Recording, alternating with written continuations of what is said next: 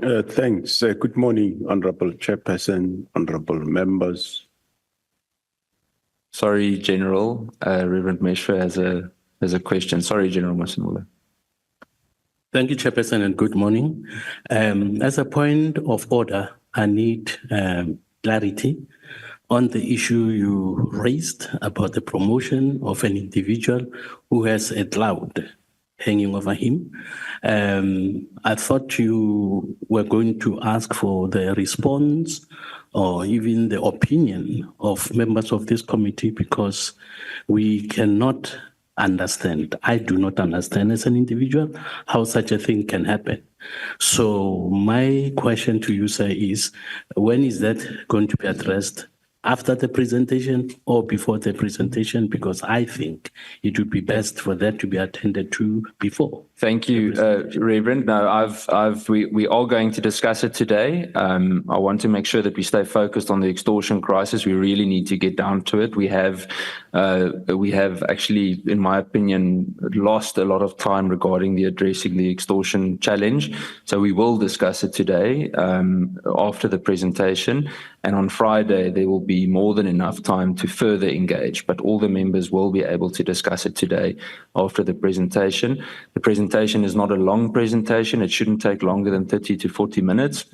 And after that, we've got adequate time to really delve deep into the discussion. In fact, if the honourable members prefer, we can start right after the presentation with the discussion regarding General Mboto's promotion and appointment. We'll come to that. Yes, DM. Thank you very much, Chair. But as you also said, you have sent a letter to the NETCOM and also to the Minister.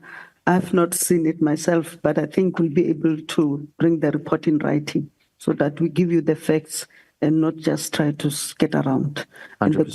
And the committee can have written a reply from us given the letter that you have sent to the Minister. Thank you very much. I would like to further request General Abia that we have that discussion on Friday at Philippi. We did give an extended amount of time in the letter, but due to the fact that it's already public, we are now receiving a lot of questions, and this appointment is putting us in a very uncomfortable position regarding this appointment and promotion. And I think it's important that the public get urgent feedback on it.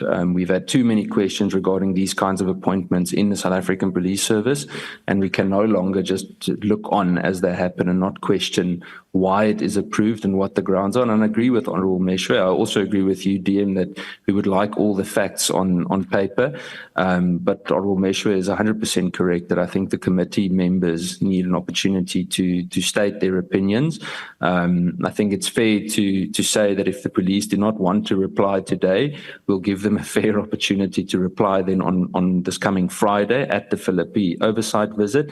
But it's crucial to me that the committee members, each one that feels that they want to say something about this, should be able to raise their questions. And if there are questions that can't be answered today, then that should be added to the briefing on this coming Friday at Philippi.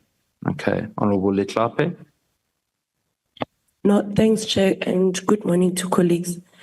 I don't think it's right to say if the police feel they don't want to answer. This issue that the Honourable Meshwe has just raised, it's important because it's now in social media. And if the media was to ask any of the members of the Portfolio Committee about this promotion, would have to answer. And it's only right that the National Commissioner is here. Even though we will receive a brief report, we can just have a summary report of what happened and why has there been such an appointment of a person who has a clout on himself. I think it's only right that we get that response here now before we get a brief response.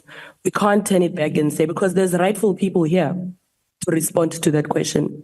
So I think, Chair, please just give them an opportunity to respond to us and give us an idea of why has that promotion happened, and we can get a brief report later on. Thanks.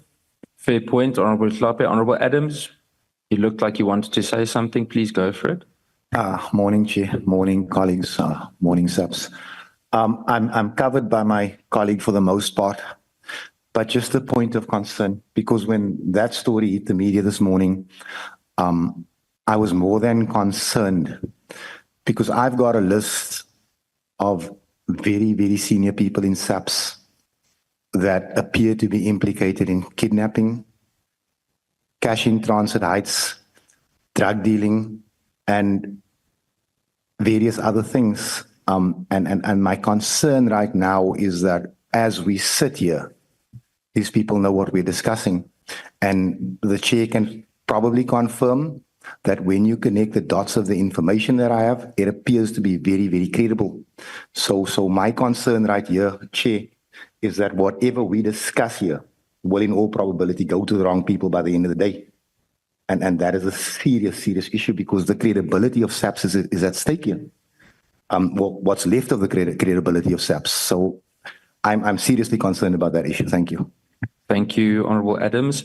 Colleagues, I would like us to go over to the presentation. We will have more than enough time to discuss. Honourable Letlape, I think the committee agrees with your point, so we will give a chance for reply. The detailed response then on Friday at Philippi, if you're comfortable with that. But let's kick off with extortion and the business of the day, and then we will take the rest of the discussion further. General Masemola, sorry for the interruption. Please feel free to continue. Thank you, Honourable Chairperson and Honourable members, the Deputy Minister and everybody. Thanks. Honourable Chair, we do have a strategy in terms of how we deal with corruption. And we will, of course, as the DM have said, we will present what we have prepared for this committee, but of course take into account the challenge, Honourable Chair, that what we present here will be presented to everybody, including those that we want. So hence the request of the DM, if it is acceded to in the future, we can be able to say a lot. But for now, Honourable Chair, we will then go through with the presentation. I don't have to go through with the successes because everything is in the presentation. We acknowledge it has become a challenge of late that is within societies in various provinces. And through our intelligence-led operation, we do get to some of these criminals, but however, the challenge of extortion, which greatly affect a lot of people, is that is underreported, and especially in construction, most of the stakeholders, they are aware that they should make provision for 30% local sourcing. But however, that is a problem because there's nobody that really look after or adjudicate as to is a specific contractor that comes into a place, do as the law requires. If your tender is over 30 million, you must apportion 30% for the local, and the interpretation of the legislation in regard to that. So is that on its own is a challenge. And most constructors, they go along, and when the criminals, I would say criminals, start increasing the money, then that's when they make a U-turn and they report, only then they report to the police. And when during investigation, you find that, but looks like you have been paying these people, and that's when they will deny, or they will give you half facts in terms of the statement. So those are some of the challenges that we have. And but we, in other areas like your small business, like your spaza shop, whatever, we do have some of our operations that are going in there, which I'm sure they'll reap fruits with time, without detailing how we are getting into that area. But in general, that is one of the problems. And also the fact that people are required, once the tender is out, that it be gazetted, everybody see that so and so got turned out so much, that on its own, it makes the specific contractor vulnerable to these people, because they will then come out and say as to how much they're going to get to the specific contractor. But we have seen quite a lot of inroads that we are currently doing in terms of arrests, in terms of infiltration. We have established toll-free lines in 2 provinces. We are in the process of establishing a national toll-free line. The current 2 are quite yielding some results. We do have some results where people reported certain cases which we are dealing with now. But let's get to the presentation. Lieutenant General Sintumule will take us through the presentation. Just to introduce everybody, Honorable Chair is Lieutenant General Sintumule, Head of Detectives. Next is Lieutenant General Msikidi, the Deputy National Commissioner for Policing or Uniform Policing. Next is Lieutenant General Sibia, responsible for crime detection. And next is National Head of the DPCI, Lieutenant General Dr. Lemia. Next is the Provincial Commissioner of Western Cape, Lieutenant General Pategile. And the Provincial Commissioner of Eastern Cape, Lieutenant General Mene. And behind is our communication head, Major General Mbata, and the support staff. Thank you very much. Lieutenant General Sintumule can proceed. Thank you very much, General. Greetings to the Chairperson of the Portfolio Committee, the honorable members, our Deputy Minister, National Commissioner, our DNCs, the PCs in attendance, and to all the colleagues. Thank you very much, Honorable Chairperson. I will take you through the presentation and it will cover the following. We'll be looking at the background of this particular threat, as well as look at legislative framework that's enabling for us to be able to investigate and charge suspects. And also we will be interrogating typologies, that means in how it manifests and the modus operandi. Also looking at the hotspots within provinces, our operational approach in terms of how do we counter these extortions, and also reflect on significant arrests, notable achievements and current interventions that we have nationally.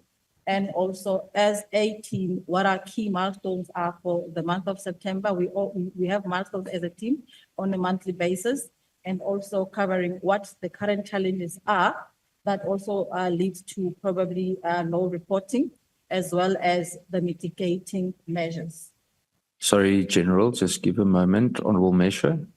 Where's the General to put the mic closer to him, please?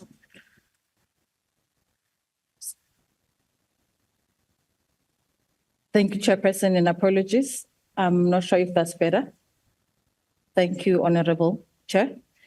As stated, the purpose of today is just to give an update to the Portfolio Committee in terms of the status of our strategies, interventions, and plan that we have put in place to curb extortions in the country. In the introduction, I want to reflect that the construction industry in our country, which is a significant driver of economic growth, development, and employment, has seen a rise in criminal elements known as the construction mafia and extortionists. In this, we acknowledge that it's not a new phenomenon. However, it is continuously migrating as well as increasing. The construction sites, which range from small businesses to large-scale projects, serve as prime targets for these organized crime syndicates, and their tactics include extortions using violence and intimidation and disruption to advance their objective. Furthermore, South Africa is increasingly experiencing another way of criminality, or new way of criminality, that now still within your extortion, where we see households also being extorted. We see the vulnerable groups being extorted, the taxi industry, as well as your tech shop or your spaza shop owners. In our assessment, we have also seen that these units or these groups have organized themselves into what is now referred to as local business forums. And these have invaded various sector sites across the country, demanding money or a stake in development projects, and also demand protection fees from small businesses, schools, transportation schemes, and other phenomena. This negatively or adversely impacts on the economy and infrastructure development, including your investor confidence, and which is so much required in the country because of our dwindling economy.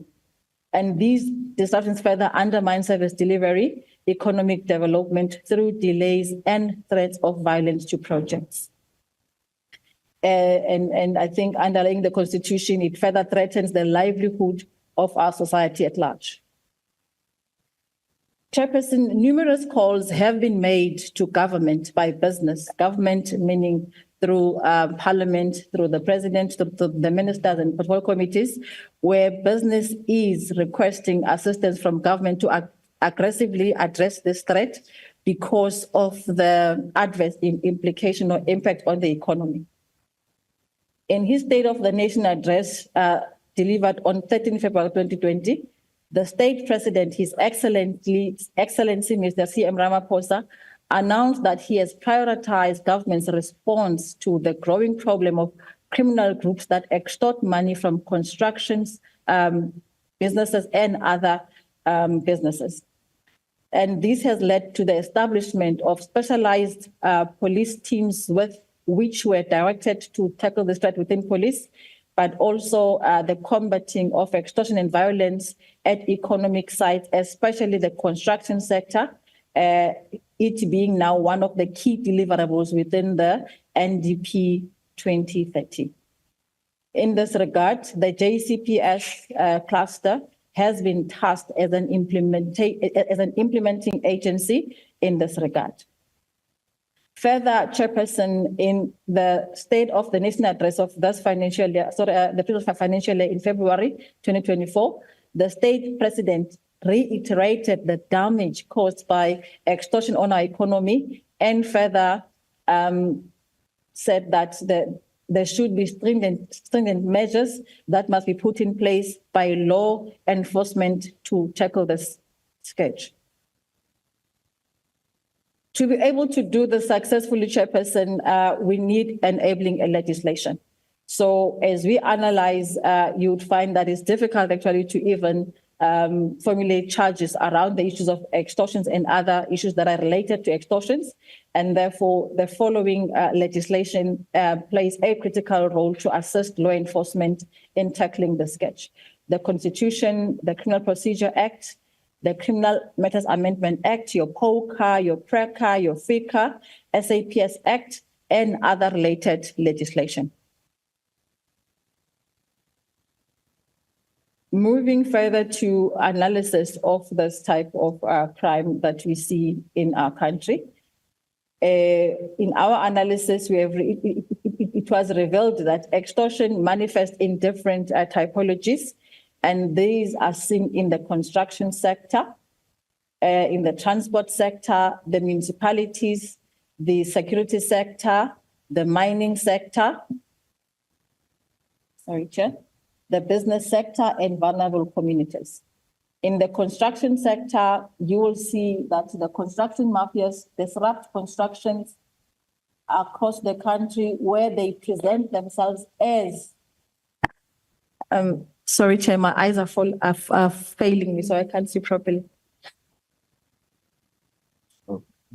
No, I can't see with glasses. Maybe let me rather read. Sorry, Chair, apologies for that. That's okay, take your time. Old age shows in numerous signs. Thank you, Chair. Yeah, these construction mafias that disrupt construction sites across the country, they present themselves as emerging business forums, and these groups invade construction sites. They demand money or a stake in development projects. In the mining sector, also we have seen in mining companies like Anglo American, your Glencore, your Sibanye, Stillwaters, etc. These are targets targets for groups that are demanding as much as 30% of their lucrative procurement contracts, often with little to offer by way of skills and services. And non-compliance to this particular requirement brings threat to executives and disruptions in mining operations. In the transport sector, a bucket system is applied by chairpersons of associations where people have to pay money into buckets. Failure to do so, then they are either excluded or harmed.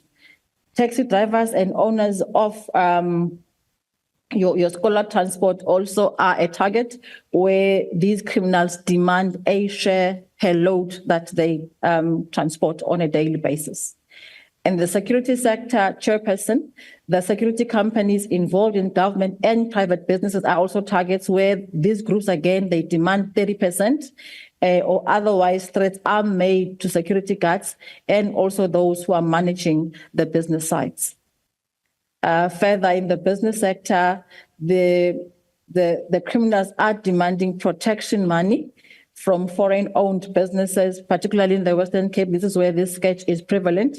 Your spaza shop, again, it goes to petrol stations we have seen in the Eastern Cape, and even backyard dwellers. Within the municipalities, it has also been recorded where these groupings storms into boardrooms whilst the BEC is sitting for tender meetings, and they demand tenders and also threaten supply chain procurement officers. Vulnerable communities, again, this was seen mostly in the Eastern Cape and also in Limpopo, where blind and disabled people are also extorted. The beneficiaries of the road accident funds and pension payouts are identified, and also as they receive their lump sum payment, they are also extorted a share or a percentage of what they receive. Thank you, Chair. The modus operandi that we have documented, you will see it relates to the invasion of construction sites by heavily armed individuals who threaten companies and also families. And also there is a huge demand for community employment as well as the 30% share, as also Natcom has said earlier. There's also forceful demand for tenders as well as protection fees, intimidation, as well as threatening of contractors to cease their duties at construction sites pending the fulfillment of the criminal's demands, threaten business people to pay funds for security so that their businesses are not disrupted or destroyed. There's also been cases of murder and attempted murder, assault and other related crimes, the barricading of roads, forced shutdowns of construction sites at the behest of criminals until their demands are alluded to. Theft and robbery of equipment, for example, your construction machinery, until again the company yields to the requirements by the syndicates. We also have witnessed destruction of water infrastructure, where people will deliberately make sure that they will go and force municipalities to pay them for fixing those because they need the money for their activities. Thank you, Chair.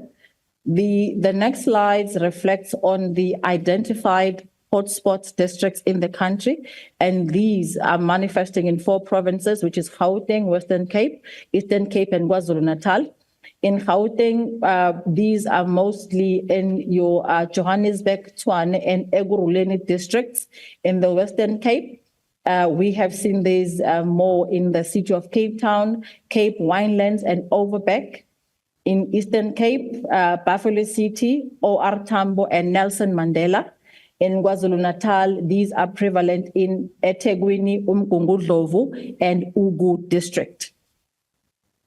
We also have chairperson profiles these business forums as well as the syndicates, but as the DM and the Natcom said, some of the data is not freely shared in this platform, and therefore it is available should a need arise that it be shared. In KwaZulu-Natal, we have identified 18 business forums. In the Western Cape, we have identified 10 syndicates. In Eastern Cape, we have identified 5 business forums. In Gauteng, there's 3 that includes Boko Haram. In Limpopo, Mpumalanga, and Northwest, they have 1 each. Now, coming to our approach in terms of dealing with these phenomena. Our operational philosophy and approach is leaning on the National Policing Strategy, where we apply 2 focus areas, the geographical approach and the organized crime approach. The geographical approach is what is known as the conventional approach, where we use our proactive competencies that includes intelligence, as well as your combat and visible policing competencies. And should that not neutralize or stabilize the threat, we then go unconventional through your organized crime approach. And this is where the crime intelligence, the detectives, as well as DPCI are working strongly to identify targets and address them through projects. Thank you, Chair. In terms of the governance framework, the NATCOM did refer to this being a country problem, and therefore the JCPS cluster being the implementing agency. In this regard, within the NCCF, we have the priority committee. Within the NAT joints, we've got a priority committee that's focusing on extortions. It's called the NCCG, which is the National Core Command Group on Extortions, and the same structure is rolled out to provinces.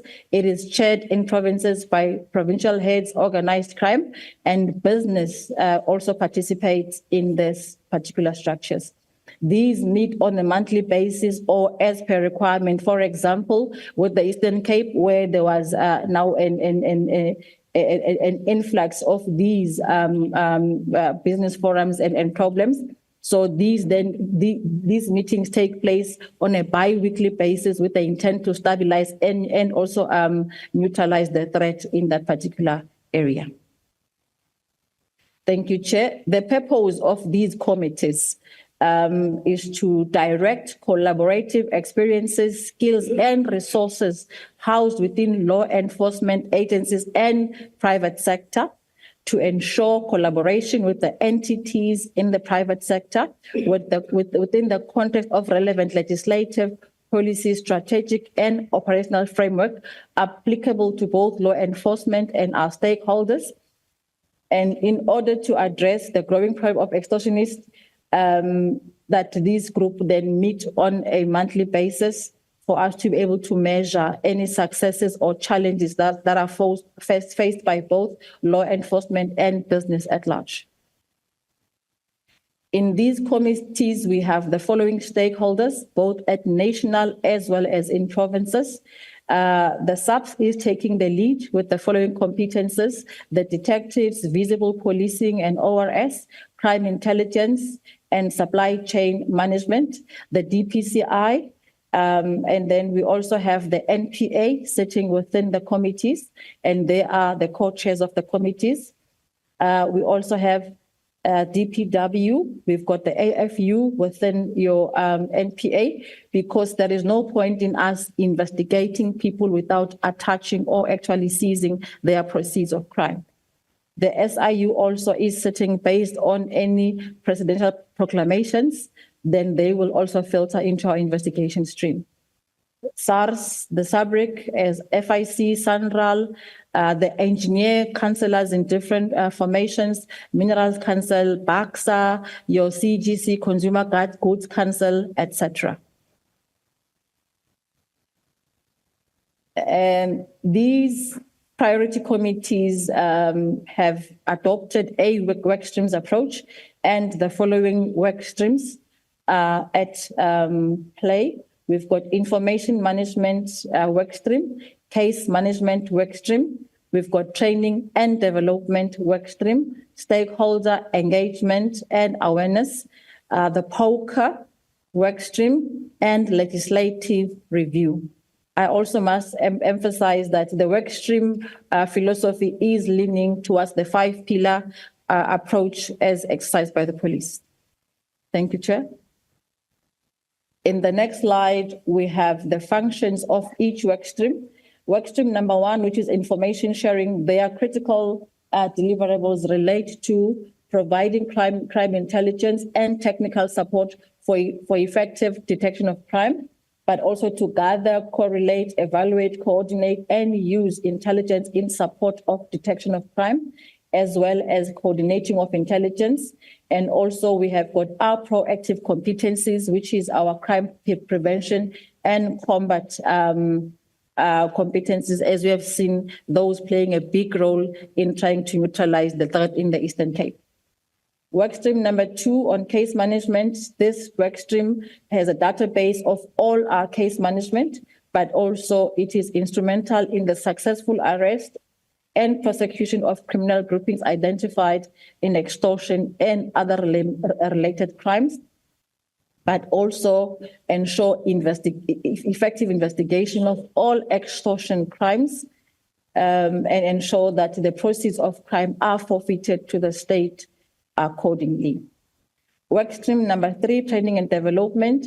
As members are investigating on the ground, it has also become evident that there is also skills shortages, particularly on understanding the typology of these crimes around extortion. And therefore, with business, it was agreed that there will be cross-pollination of skills and training, skills transfer, as well as empowerment. Stakeholder engagement and awareness, again, it's about sensitizing our communities about the criminality of extortions, but also mobilizing them as well as pushing advocacy through communication. On the POCA, this is where now we are pushing for POCA prosecutions that will relate to money laundering and racketeering.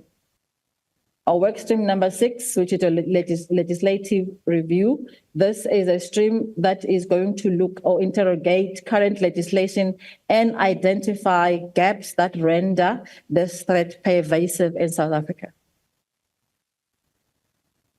We also did an analysis of all the cases that we have, and we went back as far as 2019. From 01 April 2019 to March this year, the 31st, we recorded a total of 6,056 extortion cases.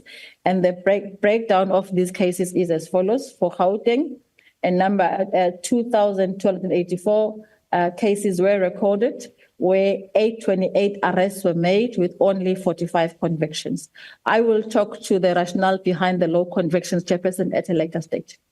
The Western Cape Province recorded 1,476 cases, 683 arrests, as well as 36 convictions.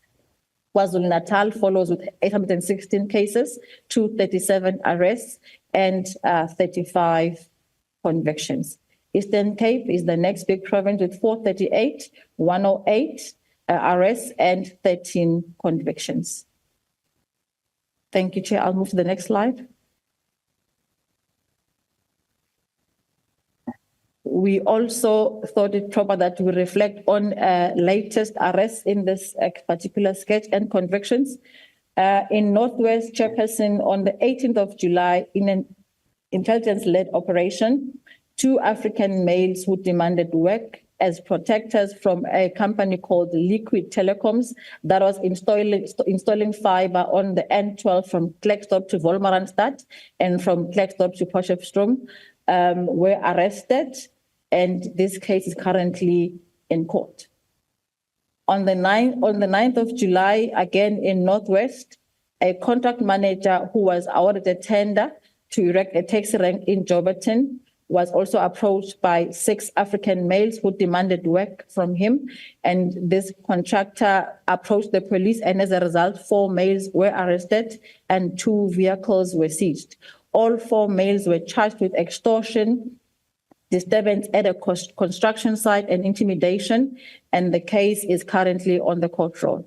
And all arrested suspects were remanded in custody. In KwaZulu-Natal, in August, a group of people halted a building of a bridge in Siweni area in Umsunduzi. 5 suspects were arrested and all accused are currently in custody. And as we speak, the bail hearing is underway at Camperdown Magistrate Court. In KwaZulu-Natal, again, in April this year, 5 suspects were arrested in Durban Central for demanding to be contracted to King's Furniture to deliver furniture to their customers. All of them were arrested through 252 operation, and all of them were denied bail and are in custody. In May, 8 suspects were arrested in Inanda after they stopped the fixing of the community infrastructure in Inanda, Newtown, and they demanded a stake to be given to them in the form of a tender. All suspects were arrested, but they are currently released on bail. In Mpumalanga, we have a group called Kwaka 20, and this group also approached a contractor demanding work. The complainants in the matter were approached. However, they were not willing to open a case because they spoke that they feared for their lives. Through intelligence, we were able to profile these suspects, and as a result, 3 males were arrested. And this happened after there was a shootout with the police where one of the suspects was fatally wounded. During the operation, 2 firearms were seized and 1 vehicle. And last week, Thursday, the case was in court. It was remanded for this Friday, 20 September. In Limpopo, the Jerusalem gang was identified, and they are involved in numerous crimes that include extortion, murder, and other serious and violent crimes. From February to May to date, 8 suspects were arrested for murder and other related crimes, and all of them are still in custody. Their cases were remanded, and they will appear between September and October 2024. In the Eastern Cape, we recorded success of 1 specific case that was recorded in February 2024, where a complainant received a call that one of his truck drivers was pulled over by a taxi operator, where a sum of 10,000 was demanded in order for the vehicle to be released. The suspect was arrested. The case was finalized in court this month on the 11th, where a sentence of 7 years direct imprisonment was sanctioned, and the accused was declared unfit to possess a firearm. Further, in the Eastern Cape, operating from Operation Selapa, 13 suspects were arrested in 7 extortion cases, and all of those are currently in custody. The operations are ongoing. In Gauteng, based on our intelligence, again, we partially neutralized Boko Haram group, where 3 suspects were arrested in January this year. All the 3 are currently in custody, and their case will appear on the 30th of September. However, the outstanding investigations are continuing on the targets that have been identified. Moving to notable achievements, Chair, the NCCG and the PCCG, which are priority committees on extortions, are fully active, as well as having a full support of the business sector and all other stakeholders. These meetings at national take place at the BAXA head office, and in provinces also it will be either within our provincial offices, or the business sector will also opt to host those. We also have a strategy on extortions that the NATCOM spoke about, and also we regulate our operations through approved terms of reference. We also have been able to complete a national database of all construction projects, where we are able to proactively monitor those projects and be able to see if there are any disturbances that might require our reactive approach. Also, Chairperson, we have 2 hotlines that have been established. The first one being the Western Cape that took place last year in September, as well as the Eastern Cape. In terms of the effectiveness of the hotlines, the Eastern Cape has received a total of 1,525 calls, 37 cases were reported, and 11 inquiries have been registered since inception. In the Western Cape, 71 positive calls were received. In the absence of a national extortion hotline, 4 of those belong to other provinces. So the province is now directing all of those to the relevant provinces. However, Chair, also it gives us a pact to say to this House that by this Friday, we will go live with the national hotline. We are working very closely with Vodacom through our TMS division. Thank you, Chair. In terms of neutralizing hotspot areas, we currently have interventions in Eastern Cape under Operation Selapa, where we have deployed a multidisciplinary team based on the 5-pillar approach in both Nelson Mandela and OR Tambo. A total number of 104 members have been deployed, including detectives and crime intelligence. The key objective of the intervention is to stabilize the threats with arrest. And to date, we have a list of successes that includes property seizures as well as arrests. As said earlier, Chairperson, that the NCCG and the PCCG operates on milestones in terms of what is it that we want to see happening for the month in neutralizing extortions. We also have realized that we are basically dealing with your low-level targets, for example, level 1 and level 2. So the intention is now to move higher the pyramid of the organized crime syndicates, your level 3, level 4, level 5, and that's where we are bringing in the DPCI to assist with your methodology. And therefore, for this month, all provinces were tasked to have takedown operations targeting your level 3 to level 5 targets, which are actually your kingpins in the syndicate. And also, crime intelligence is currently conducting an assessment of the nature and extent of the threat. We feel that we need to go to war with what we know, and also to know what is the capacity of what we are facing in terms of our criminals. The issue of protecting whistleblowers came strong as well, where people are not willing to either report cases or even report criminality for fear of their lives, and also that affecting their families. The issue of the review of legislation, that also needs to be looked at by our workstream number 6. The hotlines should be up and running at national and all provinces. And also we did receive an awareness plan that is including both business and government, and that will be operationalized again from the 20th of September. I did talk about targeting level 3 to level 5 arrests on progress investigations, and also there is an intention to establish an extortion joint operational center that will be linked to our NOCC and our provincial operational centers. In terms of challenges, Chairperson, the communities are reporting these cases because of fear of victimization. That is one issue that comes out strong at all times. And these also includes the witness reluctance to provide statements or testify as they fear for their lives.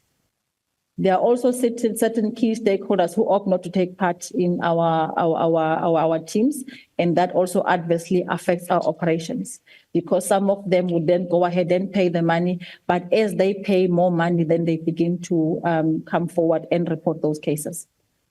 We have seen in Northwest where witnesses lose interest when the work is finalized. So if, for example, they were given a contract, once that is done, Chairperson, that person no longer wants to cooperate, and they feel that they've been paid their money and therefore they want to move on with their lives. And again, there are complainants who feel that it is safer for them to obtain protection orders instead of them opening criminal cases, because then they get approached by the same criminals that they are opening cases against. Foreign nationals, when approached by IOs for information, they refuse to cooperate. And also, we have found that there's collusion of people who are given contracts with criminals, and they only report the matter to the police when the extortionists now demand more money from them. We have a case in point in Gauteng where one a contractor started by paying 100,000, it went to 200,000, and as the amount escalated, then he came forward to the police. We are currently investigating the matter. The other issue that becomes a challenge, Chairperson, is the legislation that requires that a successful tender be gazetted, which means that the amount, the place, the contractor will be published. So this is also part of the scanning by criminals who then go and approach the winning bidder and demand their 30% share or whatever that they would want from the contractor. In terms of mitigating measures, we are aiming at maximizing our utilization of the POCA Act. We did talk about your money laundering as well as racketeering charges to identified suspects together with the NPA. We're working on that. Also, maximize the use of the PRECA Act to investigate corruption internally as well as within the government space as well. Again, we are opting to have a team that is multidisciplinary in nature, where DPC, ICI, detectives, and Vispol work together to address any issues relating to the crimes around your SMMEs.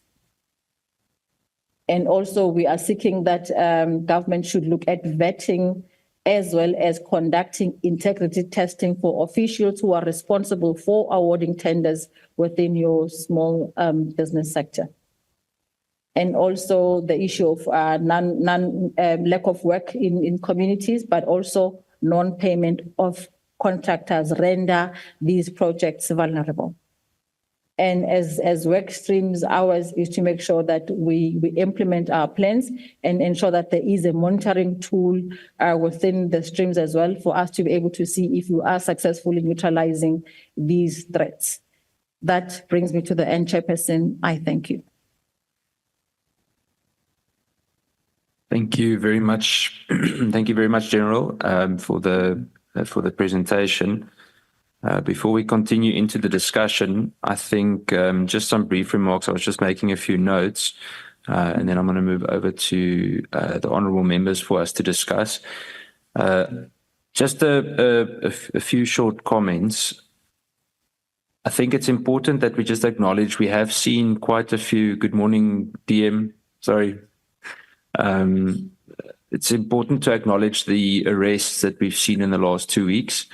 There certainly were an increase in certain parts of the country, and it was very visible and well communicated by SAPS. And I really hope and trust that the investigation process will be impeccable to ensure that once it gets to prosecution, it really is of an extremely high standard. So I think that's the first part. I think also something that stands out in the presentation was the fact that we are now openly seeing that level 3 to 5 targets, are becoming a priority. So I think that's something good to hear. Because very often the question that is asked, especially by the public, is that, we're making a whole lot of low-level arrests, a high number of low-level arrests. It's not really addressing, who the bosses are that run these rackets. A few concerns with regards to the presentation. I think firstly, I must just say that we were expecting the presentation for last week, Friday. So it made it very difficult for us to prepare properly. We only received it yesterday, which gave us 24 hours to prepare for this. Now, colleagues, if this is going to be a priority for the country, we need to handle it as such. I could hear in the presentation that it is seriously being considered. But goodness, we can't expect to prepare properly in 24 hours for something in such depth. I think we should at least, as an unwritten rule, give each other 5 to 7 days before to prepare properly with such a presentation. In terms of the complexities of extortion, I think it is crucial again, and I'm not going to labor the point too much, but the delay with a presentation like this makes it difficult for us to do our oversight work because we need to hold the executive accountable. We can't do that if we can't prepare properly. So please assist us in making sure that it doesn't happen again in the future. I want to firstly then acknowledge the Minister and the Deputy Ministers with respect to the attendance and the support and responses to the committee. General, I must just say that your timing on the presentation was literally perfect. It was on the dot 40 minutes, so the timer just went off. So thank you for also considering that. I then must question the lack of detail in the presentation, and not so much operational detail. Don't get me wrong. We understand we can't give away the competitive initiative that the law enforcement authorities need. But as a committee, we need to understand what the measurable outcomes are. What are we aiming to? What are we working towards? What are we measuring to ensure or to be able to confirm whether we are achieving any kind of success? In terms of measurable outcomes, we need to be able to track progress, because otherwise, how do we know we are progressing, we are moving forward? So we need to be able to tell ourselves what the benchmark is. How can we hold anyone accountable to a specific success if we don't know what to or how to measure that specific success? Then in terms of the budget, obviously we want to help with regards to budget from the committee side, but we can't do that because we don't know what the budget would entail.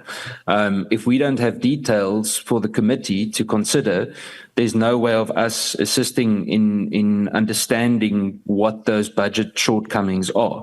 I think it's crucial that we acknowledge, and it has been said in Parliament as well, that extortion must receive urgent and focused resources. And I think everyone acknowledges that, but we need the flesh on the bone to understand exactly what that would entail. I think I'm not going to labor all the challenges with regards to, detailed cases on extortion. I think it would be preaching to the choir. We know what it entails, and it's basically in some cases become an additional kind of tax service. It's an additional tax that some communities pay. I actually want to go as far as calling them tax pirates, because that's exactly what they are. They hold communities hostage with something that they so significantly had to work hard for. I can't help but stress the Intercape issue again. I want to firstly thank the Minister of Police in his absence for the response that we received yesterday. It was the first quarterly report that was awaited for over a year regarding the Intercape matter. And there are some things that we will respond on to just get some clarity on, but it's good to see that there is a response. And I know we are still going to have a session to discuss that in detail. We also need to discuss the additional funding from Treasury in terms of targeted interventions from specialized task teams like the Economic Infrastructure Task Team. We need to talk about proactive prevention strategies, and also then particularly in some of the provinces like the Western Cape, where extortion has become such a critical issue, including KZN and the Eastern Cape too, where we know what the challenges are. I think it's very important that we zoom in on what the other approaches are apart from just policing. So there will be a time when we will hopefully, and I have spoken with the chairperson of the Justice Committee too, to see how we can take hands to assist from both ends. We must have, and we've stressed this every single week, we must have an integrated approach. It's good to see that legislation from all angles is being considered, because I don't think we can purely say that this is just a policing issue. With that, colleagues, I'm going to start with the extortion discussion. Let me just get a show of hands. Would you like to take a 10-minute break, or can we continue? Comfortable? Okay. Let's go. So I'm going to then straight up go to the discussion. I think I'm going to start. If you found this video informative, please like, subscribe, and hit the notification bell for more content like this. And as always, let us know your thoughts in the comments below. Until next time, stay informed and stay engaged.